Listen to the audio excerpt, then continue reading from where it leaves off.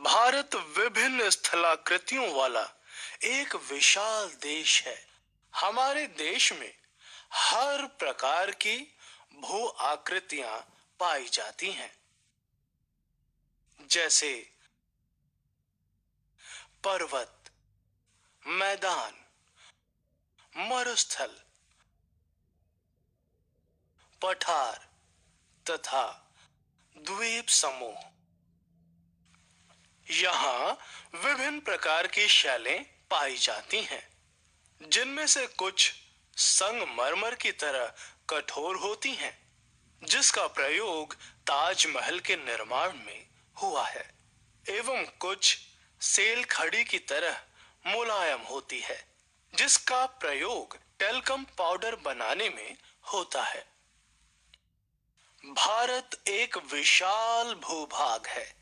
इसका निर्माण विभिन्न भूगर्भीय कालों के दौरान हुआ है, जिसने इसके उच्चावचों को प्रभावित किया है। भूगर्भीय निर्माण के अतिरिक्त कई अन्य प्रक्रियाओं जैसे अपक्षय, अपरदन तथा निक्षेपण के द्वारा वर्तमान उच्चावचों का निर्माण तथा संशोधन हुआ है।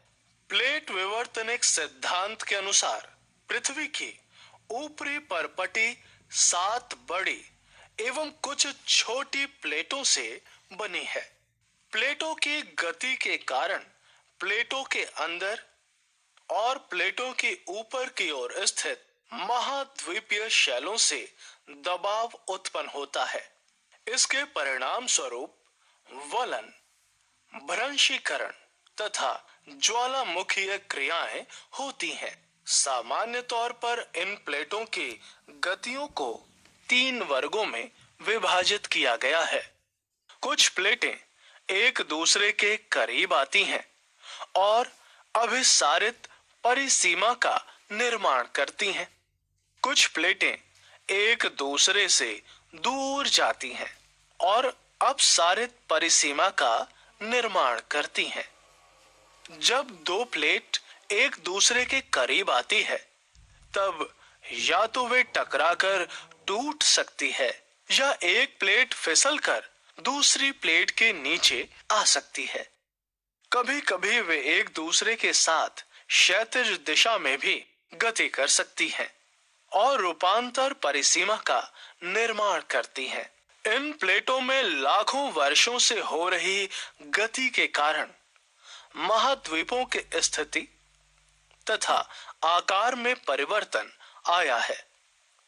भारत की वर्तमान स्थलाकृति उच्चावच का विकास भी इस प्रकार की गतियों से प्रभावित हुआ है।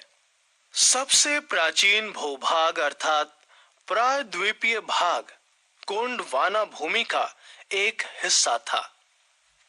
गोंडवाना भूभाग के विशाल क्षेत्र में भारत, ऑस्ट्रेलिया, दक्षिण अफ्रीका तथा दक्षिण अमेरिका के क्षेत्र शामिल थे। संवहनीय धाराओं ने भूपर पट्टी को अनेक टुकड़ों में विभाजित कर दिया और इस प्रकार भारत ऑस्ट्रेलिया की प्लेट गोंडवाना भूमि से अलग होने के बाद उत्तर दिशा की ओर प्रवाहित होने लगी। उत्तर दिशा की ओर प्रवाह के परिणाम स्वरूप ये प्लेट अपने से अधिक विशाल प्लेट यूरेनियम प्लेट से टकराई। इस टकराव के कारण इन दोनों प्लेटों के बीच स्थित टेथिस भू अभिनति के अवसादी चट्टान वलित होकर हिमालय तथा पश्चिम एशिया की पर्वतीय श्रृंखलाओं के रूप में विकसित हो गए। टेथिस के हिमालय के रूप में ऊपर उठने तथा प्रायद्वीपीय पठार के उत्तरी किनारे के नीचे धंसने के परिणाम स्वरूप एक बहुत बड़ी द्रोणी का निर्माण हुआ। समय के साथ साथ ये बेसिन उत्तर के पर्वतों एवं दक्षिण के प्रायद्वीपीय पठारों से बहने वाली नदियों के अवसादी निक्षेपों द्वारा धीरे धीरे भर गया। इस प्रकार जलोढ़ निक्षेपों से निर्मित एक विस्तृत समतल भूभाग भारत के उत्तरी मैदान के रूप में विकसित हो गया। भूगर्भीय तौर पर प्रायद्वीपीय पठार पृथ्वी की सतह का प्राचीनतम भाग है। इसे भूमि का एक बहुत ही स्थिर भाग माना जाता था, परंतु हाल के भूकंपों ने इसे गलत साबित किया है।